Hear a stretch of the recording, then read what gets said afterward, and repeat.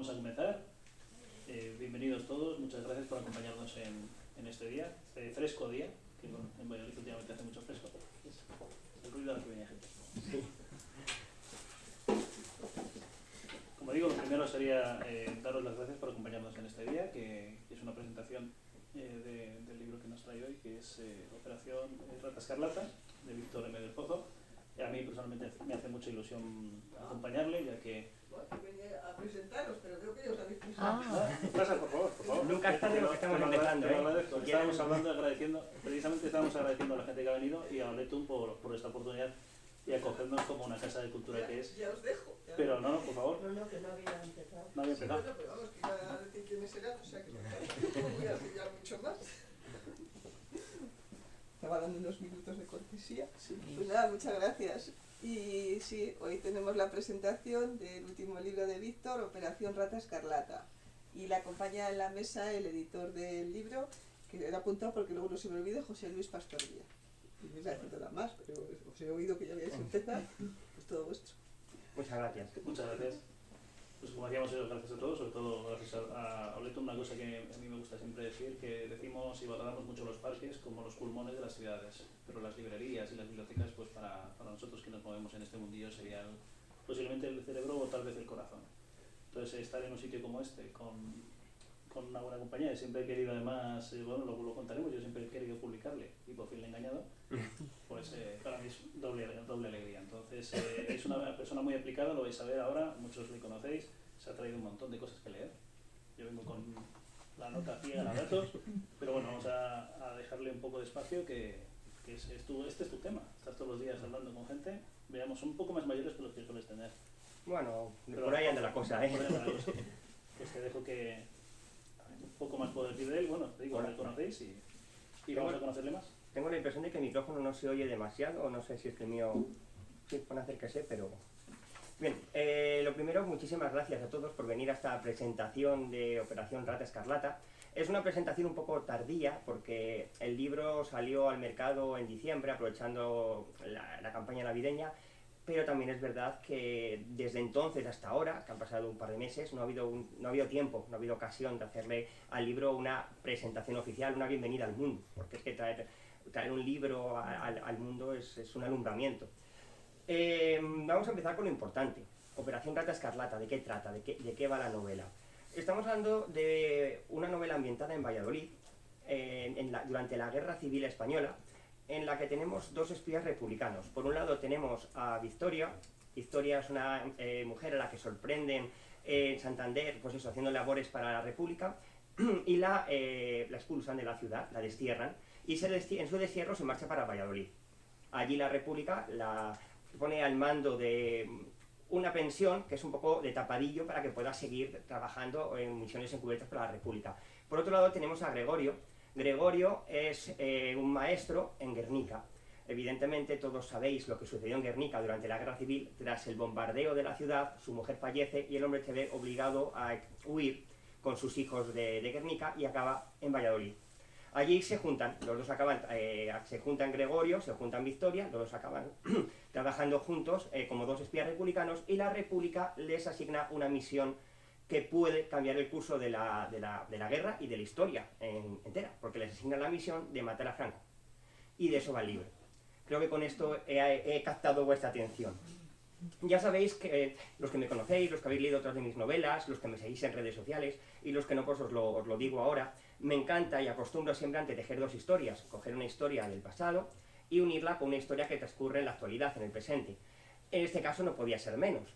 Así que también tenemos un personaje, Susana. Susana, cuando su abuela fallece, Victoria, en una época cercana al presente, ahora comentaré cuándo, se encuentra el diario de sus abuelos. Y hurgando en el diario, pues descubre toda la historia y al mismo tiempo va encontrando algunas pistas que pueden ser de utilidad para desentrañar o desenmascarar a un asesino que está actuando ahora en el presente, más bien una asesina, la asesina del espejo. Entonces, la asesina del espejo que está cometiendo crímenes en el presente tiene relación con lo que hicieron sus abuelos durante la Guerra Civil. Y hay que un poco ir tirando del amante, ir tirando del hilo, ir descubriendo qué va sucediendo para poder enganchar ambas historias, que es un poco, pues eso, mi sello de identidad y lo que me suele gustar mucho. Sin embargo, este libro es diferente a otros que he escrito, porque generalmente hago novela negra, es decir, hay siempre un asesino cometiendo crímenes, con pequeñas pinceladas de novela histórica, algunos flashbacks al pasado, a otras épocas.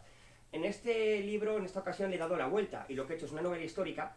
La novela transcurre casi en su totalidad en 1938, con pequeñas pinceladas del presente.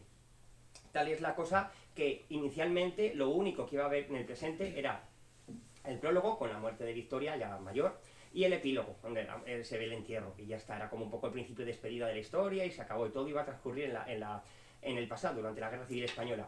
Sin embargo, luego, según fue avanzando la historia, apareció la asesina del espejo en mi cabeza, y decidí incluir todo ese hilo argumental, toda esa trama de una asesina en el presente, y hay que descubrir quién es.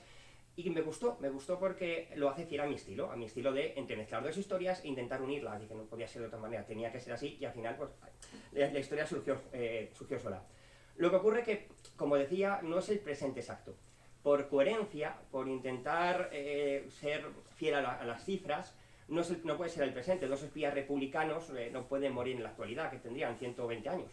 Evidentemente. Entonces, un espía republicano, alguien que en la República ya tenía hijos, incluso como puede ser el caso de Gregorio, que os he contado, casado con varios hijos, pues tenía que haber muerto antes, mucho antes. Entonces, la parte del presente está ambientada en el 2005. Ya tuve problemas en otra historia que escribí, que se llamaba Cada tarde de las 8, donde tenía que transcurrir en el presente porque estaba ambientado durante la pandemia del COVID y los saltos hacia atrás iban sobre la gripe española. Intentar cuadrar que una persona hubiera vivido al mismo tiempo durante la gripe española y durante el COVID y que hubiera sido adulta, me salió una persona de más de 100 años. Y digo, bueno, hombre, posible es, no es imposible, ¿no? O sea, improbable, sí, imposible no. Bueno, venga, me vale.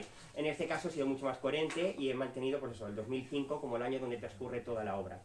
Claro, al ser el 2005 y al gustarme siempre entrelazar mis historias como si de un universo común fuera y aparecer personajes de mis anteriores libros, pero nunca ninguna novela se había ambientado tan pronto, esto lo convierte en una especie o una suerte de precuela del Sillón del Diablo, que fue mi primera novela. De hecho es una precuela porque aparece uno de sus protagonistas, Antonio Navarro. Si alguno de los que estáis aquí habéis leído El Sillón del Diablo, que es el inspector que va un poco moviéndose por las calles y que luego continúa con el resto de libros, El crimen de Canterac y La congregación de los valores, El crimen de Canterac, La venganza del descendiente, estas novelas que es mi saga y que culminará este verano. Al meter a Antonio Navarro como personaje, pero al ser en el 2005 ya funciona como una precuela. En Operación Rata Escarlata vais a encontrar a un Antonio Navarro con pelo, porque una de las características que le llaman McClane porque se parece a Bruce Willis, vais a encontrar a un Antonio Navarro con pelo y que aún no es inspector, todavía es policía. Lo cual toda esa prepotencia y esa soberbia que le caracteriza, pues no puede tener tantos humos porque en este libro es un mandado, como se suele decir. No le hemos dado ese cargo de poder todavía. En ese sentido me gustaría contaros una pequeña anécdota. Es una tontería que me pasó hace poco. Estaba jugueteando con ChatGPT, por los que no lo sabéis, ahora se ha puesto muy de moda las inteligencias artificiales, estas páginas web donde puedes hablar con un ordenador y te contesta. En argot informático se llama un bot conversacional, pero no es eso, más que un ordenador que te da conversación. Y me dio, entre las muchas preguntas que le hice, pues por preguntar si la inteligencia sabía quién era. Le dije que sabía quién era Víctor M. del Pozo, y la máquina dijo que sí, que había escrito 3 novelas, El Sillón del Diablo, El crimen de Canterac, La venganza del descendiente y El crimen de Canterac, La congregación de los 3 valores, y luego dijo que formaban parte de la saga Crónicas de una ciudad maldita. Crónicas de una ciudad maldita. Y yo dije, pues me acabo de enterar ahora. No tenía yo ni idea, pero no me disgusta la idea. Lo que ocurre es que imagino que en ese sentido la ciudad maldita será Valladolid. Pero no tenía yo pensado llamarlo así. Así que bueno, lo dejo ahí como curiosidad, un pequeño detalle que me pasó, me hizo mucha gracia y que lo estudiaré. A lo mejor en un futuro los saco todos juntos y digo, Crónicas de una ciudad maldita. Bueno, ya sabéis de dónde viene. Hay más personajes que aparecen en el libro también, que están enraizados con otras novelas. En el capítulo 9, por ejemplo, hay un personaje que se llama Mercedes, pues es la protagonista de Cada tarde de las 8, que os he dicho que llegaba con más de 100 años a la pandemia. Y bueno, hay otros par de personajes, Clara Fernández, que es la compañera de Navarro en esta aventura, y un inspector, que sale muy poquito, que es el inspector Castañeda. Y es muy curioso porque esos personajes no han salido en ninguno de mis libros previos, pero sí que aparecen en un libro que he escrito posteriormente, o sea, que se va a publicar posteriormente, pero que he escrito antes. Es curioso, el libro no se ha publicado, lo escribí antes y al crear estos personajes dije, estos van a venir aquí de maravilla, pero vais a conocer unos personajes que había creado para otro contexto y que ya descubriréis lo que les depara el futuro, pero bueno, los he decidido meter aquí, me hizo mucha ilusión, por cierto. Como decía antes también José Luis, he decidido publicarlo con él, con la editorial Susella, Yo siempre decía que le debía un libro, y él lo ha dicho muy bien, que estaba siempre detrás, pero tampoco es del todo cierto, porque es verdad que siempre estaba diciendo que así le publicaba, y yo siempre decía, te lo prometo, yo algún día te doy un libro y lo publicamos juntos. Pues que me hacía ilusión, que era algo que yo también quería. Entonces, bueno, eso de te debo un libro está muy bien, es una broma que hago muy recurrentemente, pero la verdad es que la ilusión que me hacía publicar con él, si vieres lo bien que trata a los autores, el cariño con el que nos trata, lo bien que trata en los libros, pues es imposible decirle que no. Entonces cuando decía, oye, a ver cuándo publicamos juntos, yo decía, sí, vamos, encantado. Entonces bueno, pues en cuanto he tenido ocasión, pues me he tirado a la piscina y aquí estamos juntos y en esta aventura, ¿no? que es la publicación de un libro. Además, para mi sorpresa, Tayete, que es el ilustrador que me ha acompañado en mis otras novelas, la portada, las ilustraciones de dentro, no dudó en unirse al proyecto, lo cual lo ha engrandecido, o sea, ha hecho que el proyecto ya tenga una presencia, la portada, las ilustraciones interiores, una grandeza que, vamos, a mí me tiene enamorado el resultado final, no por el libro, sino por las propias ilustraciones, la portada, el trabajo, creo que ha quedado un libro precioso. Así que estoy muy orgulloso y muy contento de que Tayete también se haya querido unir. La verdad es que hay que remarcar que 2022 para mí ha sido un año muy prolífico. He dicho que este libro salió en diciembre, pero es que en mayo salió, bueno, cada tarde a las 8, que venía dentro del libro Relatos Negros COVID-19, y un poquito más tarde, en junio, la segunda parte del Crimen de Canterac, la Congregación de los Tres Valores. Hay gente que me ha preguntado, ¿pero tanto escribes? Y es que no es cierto, ¿no? O sea, no he escrito eso. Lo que ocurre es que las circunstancias han coincidido que todo esto se solape, porque el Crimen de Canterac se terminó de escribir en 2019. Lo que ocurre es que luego se decidió partir a la mitad, se juntó en 2 tomos, se publicó una parte en el 20, otra en el 22, la pandemia ha influido muchísimo para que haya años perdidos y se vaya retrasando un proyecto del 19 hasta el 22, y con Cada tarde a las 8 pasó algo parecido, es un proyecto de 2020, que como por la pandemia también se ha ido retrasando, y al final pues ha llegado a librerías en el 22. Así que al final me he encontrado con 3 libros, pero bueno, ha sido un poco la situación excepcional que ha dado el COVID, que ha hecho que, por un lado, yo escriba un poco más porque tenía más tiempo libre, sobre todo durante esos meses de 2020, pero también las editoriales publiquen menos y se haya ahí un poco de tapón. Quería aclarar eso, porque no soy tan rápido escribiendo y tampoco es bueno escribir tan rápido, ¿eh? Yo llevo un ritmo un poco más lento. Este libro, además, es un libro muy importante para mí. Estamos aquí presentando Operación Rata Escarlata, pero esto no hubiera sucedido si durante el año pasado, a principios, en marzo, yo no hubiera tenido una pérdida muy importante en mi vida. De hecho, yo estaba enfrascado en otro libro, estaba escribiendo una novela, estaba escribiendo otro libro que luego hablaré, porque todo esto ha tenido sus consecuencias y luego os contaré. Estaba escribiendo otra novela y en marzo de 2022, es decir, el año pasado, pues falleció mi abuela. Vamos a decirlo, ¿eh? Así que como pasó eso, yo tenía pensado escribirle un libro en homenaje a ella, pues dedicárselo a mi abuela con todo mi cariño, pues esas cosas, pero no pudo ser. Entonces decidí que qué mejor homenaje que dedicar un libro, una novela. Tenía varias ideas en mi cabeza, tenía varios proyectos, y sigo teniendo proyectos de futuros libros en mi mente, y uno de ellos, que me hacía muchísima ilusión, era escribir sobre la guerra civil. Así que dije, ¿y qué tal si cojo a mis abuelos y los pongo en la guerra civil? Les traslado a la guerra civil y les pongo como espías de la guerra civil. Evidentemente los personajes no son ellos, porque mis abuelos, de hecho, en la guerra civil eran 2 niños, muy pequeñitos, pero bueno, están ligeramente inspirados y hay muchas de sus anécdotas y rasgos de su personalidad y cosas que les pasaron. Para empezar, los nombres. El hecho de que la protagonista se llama Victoria y el protagonista Gregorio, pues mi abuela se llamaba Gregoria y mi abuelo Victoriano. Entonces pues les he invertido los apellidos, los nombres también. De hecho, Gorrochategui y Gómez, que son los apellidos de los personajes, son los apellidos de mi abuelo, les he puesto ahí. Algunas anécdotas, por ejemplo, hay un personaje, uno de los personajes que aparece, se llama Josefina, y todos, pese a llamarse Josefina, la llaman Lola. Mi abuela, que se llamaba Gregoria, la llamaban Lola. Y el por qué lo podéis descubrir en el libro, porque las razones que aparecen pues, son más o menos las de verdad. Entonces he ido metiendo esos pequeños guiños. Además, he querido incluir también un relato que escribí cuando falleció mi abuelo hace 15 años, que se llamaba en su momento Duerme, Lorenzo duerme. En ese momento escribí un relato contando un poco cómo había sido sus últimos días y qué había sentido yo y qué creía que había sentido él. Y lo he adaptado y lo he actualizado y lo he metido en el capítulo 15 de la novela, y creo que queda bastante bien porque además aclara muchos aspectos y ayuda mucho a entender cosas de la trama, algunos puntos de la trama. Así que en ese sentido estoy muy contento también de haber podido homenajear a mi abuelo de esa manera. Y luego hay pequeños detalles interesantes. Os he dicho, por ejemplo, que Victoria montó una pensión en la calle, en este caso es la calle Gallegos, al lado de la Plaza Mayor, muy cerquita de aquí. Es que esa pensión existió. La pensión de la calle Gallegos era una pensión que existía y que la montaron mis abuelos y que la regentaron ellos. Lo que ocurre que no fue en los años 30, sino fue en los años 60.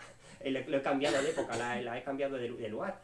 Esa pensión acabó derruida y de hecho es un edificio que si pasáis por la calle Gallegos vais a ver que hay un edificio en construcción, unos andamios, pues ese solar era la pensión de mis abuelos y es donde transcurre la novela Operación Rata Escarlata. No solo les homenajeo a ellos, homenajeo también a mis abuelos paternos, más brevemente, pero tampoco tuve mucho contacto con ellos, y a los abuelos de mi pareja, los abuelos de mi chica aparecen. Ellos eran de Burgos, se llamaban Isidoro y Felipa, y aquí hay dos personajes de Burgos que se llaman Isidora y Felipe. Y de hecho, el abuelo era guardia civil y aquí este personaje, Felipe, es guardia civil. Y al igual que él, hay una anécdota muy curiosa que no me quise privar de meter. A este hombre le querían llevar forzado a luchar en la guerra civil en el bando franquista, porque era lo que estaba en Burgos. Y el hombre que no, al final tuvo que ir bajo coacción y llegó a tiempo para ver cómo la guerra acababa. O sea, se fue al frente para volverse al día siguiente. Entonces no llegó a disparar ni una sola bala. Tuvo una suerte increíble. Claro, con todo esto, el libro me permite hacer un homenaje casi a todos los caídos, a todos los represaliados y a toda la gente que tuvo la desgracia de caer en esa guerra. Y eso convierte a Operación Rata Escarlata en una suerte de canto antifascista. Porque yo creo que actualmente eso hace falta más que nunca. La palabra fascismo, que antes le había perdido el miedo, o sea que antes le teníamos miedo, se le ha perdido. Le hemos perdido el miedo al fascismo y parece que está regresando con bastante fuerza y yo empiezo a ver el futuro un poco negro en ese sentido. Entonces me parecía necesario hacerlo. Yo suelo decir siempre que se puede ser de izquierda, se puede ser de derechas, pero hombre, qué menos que ser demócrata. O sea, eso creo que es esencial. Pero bueno, no todo el mundo piensa así. Así que en este libro pues hago ese pequeño canto antifascista, pero cuidado, que Operación Rata Escarlata no es un libro de política, ¿eh? De hecho, mucha gente que ha leído el libro y que no le gustan en absoluto los temas políticos, les ha gustado, porque nos deja ser la aventura de dos personas, dos espías, viviendo aventuras durante la Guerra Civil, durante un periodo muy concreto que es el periodo de la Guerra Civil. ¿Que aparece Franco? Pues evidentemente es un personaje más que ayuda a meterle leña al fuego y a crear toda la trama.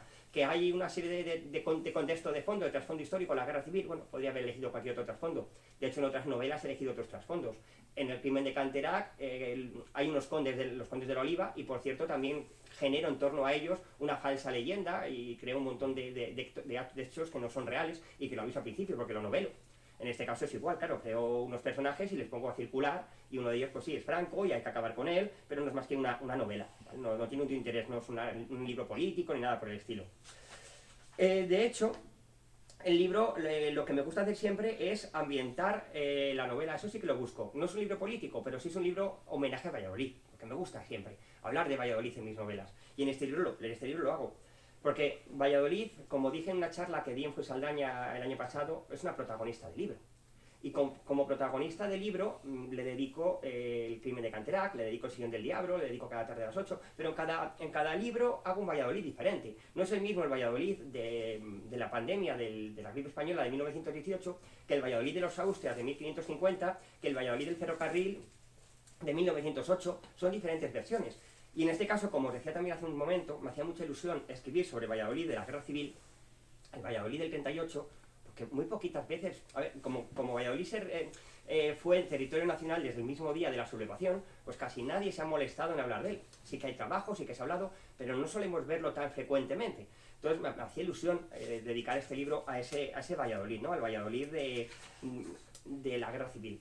En un libro, por ejemplo, que se publicará más adelante, que es el que acaba con la saga de las crónicas de la ciudad maldita, pues hablo del Valladolid del Conde Ansúrez, por ejemplo. El Valladolid de la Guerra Civil es un Valladolid muy parecido a nuestro, porque no ha pasado tanto. Bueno, ya casi 100 años, estamos en 1923, el 36, unos 90 años. Pero bueno, no es un Valladolid tan distinto, pero tiene diferencias. Por ejemplo, la cárcel vieja, calle Madre de Dios, se inauguró con la Guerra Civil. La construyeron los republicanos, el Ejército de la República, para sustituir la vieja cárcel de Chancillería. No se llegó a estrenar, se estrenó durante la Guerra Civil y ahí metieron a todos los hombres republicanos detenidos. Un poquito más adelante, calle Chancillería, la antigua cárcel de la Chancillería, que es una cárcel ya de hecho medieval, hoy en día Biblioteca Reina Sofía de la UBA, allí encerraron a las mujeres. Tuvieron peor suerte porque el Estado era totalmente inhumano. O sea, ese lugar estaba inhabitable y ahí encerraron a todas las pobres mujeres republicanas y presos que cogieron. Entre medias, en el Prado de la Magdalena, por ahí todavía discurría el río Esgueva, aparecían diariamente cadáveres de represaliados. Los franquistas, algunos exaltados, entraban en las casas, detenían a gente, por ser sindicalistas, a veces comentaristas de radio, gente asociada a la República, a la izquierda, les sacaban de su casa por la noche a ellos y a sus familias, violaban a la mujer, mataban a los niños y por último asesinaban al hombre que quería represaliar y dejaban los cadáveres tirados a orillas del río. En el cementerio del Carmen han aparecido lo que entonces era extramuros, aunque hoy ya ha crecido tanto que es intramuros, una fosa común con muchísima gente represaliada. Era raro el día que no fusilaban gente allí. El páramo de San Isidro, otro lugar de fusilamiento, lo que es Juan Carlos I, entonces era una especie de cantera de piedra, y en esa cantera se dedicaban a fusilar a gente toda noche, maestros y demás. Tal es la cosa que en el páramo de San Isidro era tal la confluencia de gente, y somos tan morbosas las personas, que iban mujeres, iban niños, iban hombres civiles a ver los fusilamientos, y el kiosquero de la circular se dedicaba a abrir de madrugada para vender aguardiente y churros, para que la gente pudiera comprarlos y irse a ver los fusilamientos como un espectáculo, como quien se va a ver cualquier otra cosa. Y esto obligó incluso al recién proclamado o autoproclamado gobierno a publicar un bando el 25 de septiembre del 26 en el norte de Castilla, en el que pedía a la gente que no fuera. De hecho, he traído el bando, he traído un poquito una copia del periódico donde venía este bando, y el bando lo puedo leer, pero he hecho un poco de trampa, me lo he leído más grande. Dice una charla una vez en Urueña, no tuve la picardía de imprimirlo más grande y me dejé la vista para leerlo. Él dice: el espectáculo de los fusilamientos por el Gabinete de Censura y Prensa del Gobierno Civil se hace pública la siguiente nota. Uno de los fines principales que se propuso alcanzar el gobierno era el glorioso movimiento al que se ha lanzado el ejército español, secundado con todo su entusiasmo por el pueblo sano, es indudablemente el de la educación ciudadana en todos sus aspectos.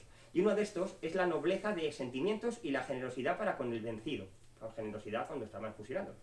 En estos días en que la justicia militar cumple la triste misión al dar cumplimiento a sus fallos de dar satisfacción a la... está muy mal, es muy mal impreso, vindicta pública, se ha podido observar una inusitada concurrencia de personas al lugar en que se verifican estos actos, viéndose entre aquellas niños de corta edad, muchachas jóvenes y hasta algunas señoras. Son públicos, es verdad, tales actos, pero la enorme gravedad de los mismos, el respeto que se debe a los desgraciados víctimas de sus hierros entre su premio trance, son razones más que suficientes para que las personas que por sus ideas, de las que muchas hacen ostentación, deban abrigar en sus pechos la piedad, no asistiendo a tales actos, ni mucho menos llevando a sus esposas y a sus hijos. La presencia de estas personas allí dice muy poco en su favor, y el considerar como espectáculo el suplicio de un semejante, por muy justificado que sea, da una pobre idea de la cultura de un pueblo. Por esto, precisamente, es de esperar de la nunca desmentida y larga educación del pueblo de Valladolid que se tendrá en cuenta estas observaciones. Vamos, que pedían a la gente que no fuera. Todo esto para decir, básicamente, que no fueran. Más lugares donde se llevaba a cabo esta represión. Pues, por ejemplo, en los Montes Torozos. Los Montes Torozos, ya sabéis que Zaratán y bueno, está Medina de Rioseco, toda esta zona, es una cosa común enorme. Yo mismo tengo familiares que están allí enterrados en algún lugar. Por lo visto trabajaban en la empresa hidroeléctrica, bueno, eléctrica más bien, la empresa eléctrica, tenían un pequeño baúl con los ahorros familiares, alguien debió de saberlo y debió de pensar que se podía apropiar de ellos, y de hecho lo consiguió. Los denunciaron, los detuvieron, los ajusticiaron, los enterraron en alguna fosa común, en los Montes Torozos, y les confiscaron el dinero. Así que bueno, eso pasaba demasiado común. En los Filipinos, Paseo de los Filipinos, por el lateral del Campo Grande, hay hoy en día un casino de militares, y ese casino de militares era las antiguas cocheras de los tranvías. Ya en la época de la Guerra Civil, en el 36, no había tranvías por Valladolid, es decir, ya estaban en desuso. Esas cocheras de tranvías se utilizaron como campo de concentración, y ahí estaba muchísima gente hacinada, dormían en los fosos donde reparaban los tranvías, los que tenían suerte, los que no dormían a la intemperie, tapándose con unos cartones. Y en esta gente concretamente pues salían constantemente todas las noches al famoso paseo, es decir, los sacaban y los fusilaban, y pues, muy probablemente en San Isidro. Y por último diré el Palacio de Villena, lo que es ahora mismo una de las sedes del Palacio Nacional de Escultura, en la calle Cadena de San Gregorio, donde está el Belén napolitano. Pues eso era el gobierno civil, y ahí es donde se hacían los interrogatorios, les torturaban antes de detenerlos, llevarlos al campo de concentración o directamente fusilarles. Hay muchos vestigios en Valladolid en este sentido. Solo os diré, para que os hagáis una idea, que la propia Plaza Mayor, si os fijáis en el ayuntamiento, tiene desconchones, son disparos de la guerra civil del día del alzamiento, y están ahí, nos han querido reparar, pues un poco, pues porque es que es nuestra historia. Entonces han dejado, lo que ocurre es que la gente va y no repara, no se fija. Pero si os dais cuenta en la fachada hay como agujeros, y son agujeros de bala del día del alzamiento. Hay un dato que me ha llamado mucho la atención, y es que a nivel nacional, en toda España, de los casi 300 recintos que se emplearon como campos de concentración franquista y lugares de tortura, 100 todavía se utilizan. Pues son campos de fútbol, iglesias, conventos, colegios. Pues ninguno, o casi ninguno, poquísimos, tienen una triste placa recordando para qué fue, qué sucedió, qué pasó. Muy poquitos, algunos hay, digo yo que no, pero muy pocos. Parece que eso no queremos recordarlo ni remarcarlo. Estoy ya terminando, sí que me gustaría decir que, aunque como generalmente en mis novelas sí que hablo de Valladolid y se ambienta en Valladolid, no se ambienta únicamente en Valladolid, es decir, salen otras ciudades, salen mucho Burgos. No hay que olvidar que durante el franquismo la capital de la España sublevada estuvo primero en Salamanca y luego se trasladó a Burgos. Entonces sale mucho Burgos, sale Santander, sale Salamanca, Guernica, evidentemente, Belchite, Madrid, salen otros escenarios. Sobre todo, junto con Valladolid, comparte protagonista Burgos y Salamanca. Esta novela es curiosa porque la empecé a escribir en Semana Santa, a poco de fallecer mi abuela, y me pilló pues, de vacaciones en Marrakech. Y tenía yo ya la idea en la cabeza, tenía todo tan atado, todo tan hilado, que no pude esperar a regresar de vacaciones, tenía que empezar ya. Así que ahí me veis por las noches en un riad, que es una especie de casa típica marroquí, convertida en hotel. Por el día hacíamos turismo, obviamente, llegamos a casa cansados, pero antes de ir a dormir robaba todas las noches una horita a Morfeo, y me podía con una tablet con la aplicación de Word, pero de Android, a ir avanzando los primeros capítulos de esta historia. Hay que fijaros lo motivado que estaba, pues, no sé, por todo lo que esta historia puede llevar, ¿no? Todo lo que puede significar. Y de hecho es que esta historia nació como un libro de relatos. Es decir, mi intención original era escribir una serie de relatos de estos personajes, Victoria y Gregorio, que iban a vivir diferentes aventuras. Y se iba a llamar primero Valladolid 1938, era el primer nombre, pero era un poco soso. Y luego decidí llamarle Las aventuras de Victoria y Gregorio. Pero luego apareció, de hecho muchos de esos capítulos han quedado, aparecen, lo que ocurre es que están totalmente integrados, en lugar de ser capítulos con principio y final como relatillos, están integrados en la trama principal que vertebra todo el libro, que es la de intentar matar a Francisco Franco. Entonces ya apareció un nexo para la historia, dejaron de ser capítulos aislados y se convirtió en una novela. Y esa novela tenía que tener un título. Así que estuve pensando en nombres. Operación Zorro Blanco, Operación Tejón Enfadado, algo que diera nombre a la misión. De hecho, hablándolo con un amigo, fue que estuvimos ahí haciendo una pequeña tormenta de ideas hasta que se me ocurrió la idea de Operación Rata Escarlata. Sobre todo porque es un homenaje también a algo muy nuestro, algo muy de Valladolid. Porque la Rata Escarlata era un bar que existía, la calle Juan Mambrilla. Un bar, por cierto, bastante bonito, bastante chulo, que lamentablemente cerró antes de publicar el libro. En este caso no es culpa mía. Existe una leyenda negra, ¿vale? Sobre mis novelas. Cada vez que un bar aparece en uno de mis libros, el bar acaba cerrando. Ha pasado con el Penicilino, ha pasado con el Café España, ha pasado con el Siner, que era el antiguo Herminios. Yo sé que hablo de un libro en un bar y al poco tiempo pues acaba cerrando. Este bar no existe, pero ya no existía antes. Y es que mira, por lo menos no va a cerrar por mi culpa. Así que eso que me quite. Además, se daba la casualidad de que junto con la pensión, o a lo mejor al cerrar la pensión, yo no existía en aquel entonces, tampoco sé exactamente las fechas, pero mi abuelo tuvieron también un bar, precisamente en la calle Gallegos. Así que, pues bueno, me servía también un poco para armar toda la trama. Como veis, y quiero finalizar ya con esto, escribir una novela es un proyecto complejo. Es decir, empiezas con la idea, quiero hacer un libro que en este caso va a homenajear a mis abuelos. También quiero escribir sobre la guerra civil y quiero hablar de homenajear a todos los represaliados, a toda la gente que tuvo la desgracia de vivir en esa época. Empiezo pensando que van a ser un conjunto de relatos y voy enganchando y enlazando los relatos. Ideo una idea que une todos esos relatos en una única trama, pero solamente es una historia del pasado, de 1936. Posteriormente se me ocurre meter una asesina, la asesina del espejo, que va a trabajar en el presente. La introduzco también en la historia. Pienso el título, Valladolid 1938, Las aventuras de Victoria y Gregorio, finalmente Operación Rata Escarlata. Es un proyecto largo, es un proyecto complejo, pasa por muchas fases y va evolucionando, como os decía, constantemente. Y la historia va cambiando y de lo que tienes pensado en un principio hacer, al final sale otra cosa distinta. Es más, en ese sentido, lo de que cuando vas haciendo una cosa, sale una cosa distinta, os he empezado diciendo que cuando falleció mi abuela, estaba escribiendo otra novela, una novela que tuve que dejar pausada. Generalmente dejo notas de todo lo que escribo, porque cuando empiezo a escribir una novela tengo idea pues, de cómo quiero que vaya, quién va a morir, quién no va a morir, qué va a pasar. Suelo tener la idea muy clara en la cabeza. Luego evoluciona y el resultado final se puede parecer o no a lo que tenía en mente, pero por lo menos tengo una hoja de ruta sobre la que empezar a escribir. Pues cuando pausé esta historia, esas notas se perdieron. No sé qué ha sido de ellas, desaparecieron. Y tenía escrito varios capítulos ya. Así que cuando he querido retomarla me he visto en la obligación de pararme, pensar, intentar recordar de qué iba, no lo he logrado. Me acordaba de la historia general, pero de los capítulos, hay un montón de detalles que yo tenía muchas cosas pensadas, habían volado, así que me ha tocado pensar una historia nueva.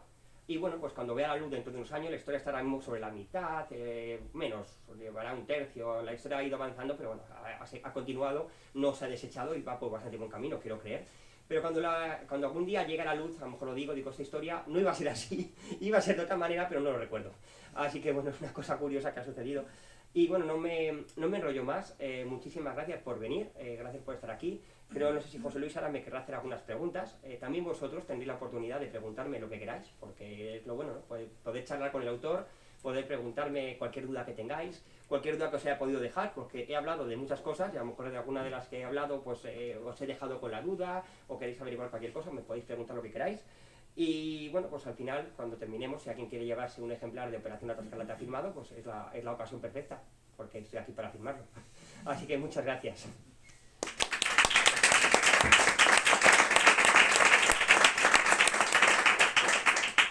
Madre mía, qué velocidad. Es que si no...